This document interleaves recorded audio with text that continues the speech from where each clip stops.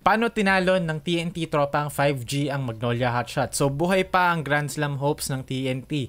Dahil tinalo nila ang Magnolia na twice to beat, so magkakaroon ng do or die matchup sa susunod na pagkikita nila. So panalo dito ang tropang 5G 89-88. Malaki lamang actually. Biggest lead ng Magnolia was 13 points. Nabura, fourth quarter malaki pa rin lamang ng Magnolia pero nakahabol ang TNT. So paano nila ginawa yon? So for TNT, si Roger Pogoy ang talagang point of attack ng offense nila. Sa game na to, he finished with 30 points, 13 out of 23 field goals. 3 out of 11 lang sa 3 points, pero it was Roger Pogoy's gravity and scoring ability that attracted defenders, multiple defenders, and attracted switches sa defense ng Magnolia na, ito na sasabihin ko na dito pa lang na I feel like medyo nag-overthink dito ang Magnolia. Medyo nag-overcoach na naman si Coach Chito. Ito yung nag-iisang kritisismo ko lagi kay Coach Chito. Si Coach Chito kasi, like, okay siya gumawa ng adjustments, pero minsan kasi lagi siyang, inuunahan niya, ino-overthink niya masyado. When in reality, kailangan mo lang mag-stick sa kung ano yung usual. Yan din yung reason ng mga talo nila after ng trades. Kasi after nila matalo sa Rain or Shine, biglang pinalitan nila yung lineup nila, pinalitan yung rotation, and then biglang nagkaloko-loko na ulit. So for me, I think, nag-overthink na naman si Coach Chito. Bakit? Tignan nyo to. Si Paulie yung initial defender ni RR Pogoy. Isipin nyo, bakit? Bakit gagawin yun? Kasi, I feel like, ina-assume ng Magnolia dito na si RR Pogoy, yes, mainit siya. I am putting my worst defender, not named Ian Sanggalang, sa kanya kasi si Pogoy is going to score kapag galing siya sa screen. Roger Pogoy is not an isolation player. Kailangan niya ng screen whether off-ball to for a 3-pointer o on-ball for a ball screen. Dito, instead na big man yung mag-set ng screen agad, TNT is going to put Calvin Oftana to set a screen. Igo-ghost niya ni Oftana. So, ibig sabihin ng ghost, screen lang siya kuno, pero tatakbo siya pupunta sa 3-point line. Magpa-pop siya dito. So, kung makikita natin, dinadala ngayon ni Oftana si Rom De La Rosa, a better defender. Bakit mo gagawin yun? Bakit mo ibibigay sa Magnolia yung gusto nilang mangyari, which is putting a better defender papunta kay Roger Pogoy? Kasi, ibig sabihin nun, you can expect a switch. Alam mo na magsiswitch sila kung ikaw yung TNT.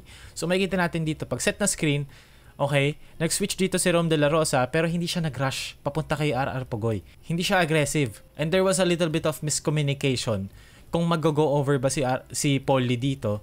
And then tsaka mag-switch si Rom De La Rosa, giving TNT an opportunity to find an Oftana 3-pointer dito. And then magro-rotate na lang dito si Lucero helping off Kelly Williams, which is ideal if you ask me.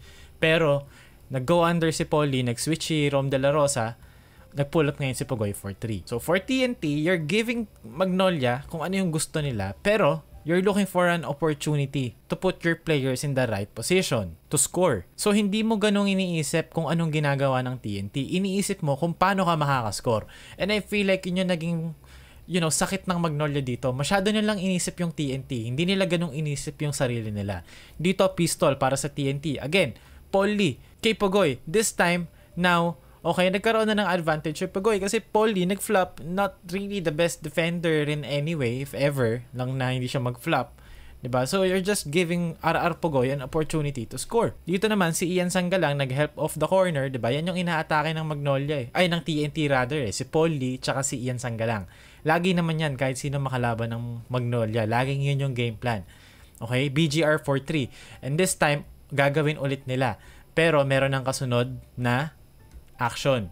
So, again, Calvin Oftana, dadali niya si Rom De La Rosa, pupunta kay Pogoy. So, now, if ever man, okay, di ba, nag-switch. Now, ang help mo, si Paulie. If ever, na mag-set ng screen si BGR, dumarive dito si Pogoy, ang help is si Paulie and you have Calvin Oftana here na kayang-kaya niyang blow bayan si Paulie.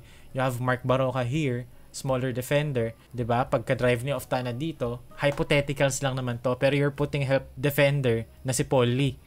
Now, pagka-set na screen, Ian Sanggalang naman ang inaatake ng TNT rito. So, Sanggalang mag-show at the level, nag-go over na ngayon si Rom De La Rosa. So, now you're giving BGR a roll to the basket. Ngayon, si Xavier Lucero, dalawa ang binabantayan. Isang Kelly Williams sa corner, tsaka isang rumoroll na BGR. So, itatag mo yung roller, obviously, para bigyan ng time si Ian Sanggalang makarecover. So, now, 2 on the ball, nag-lift si Kelly Williams sa wing, wide open 3-pointer. Because, walang pake TNT, sinong bantay ni RR Pogoy. They're going to attack Ian Sanggalang hanggat sa kaya nila. Okay?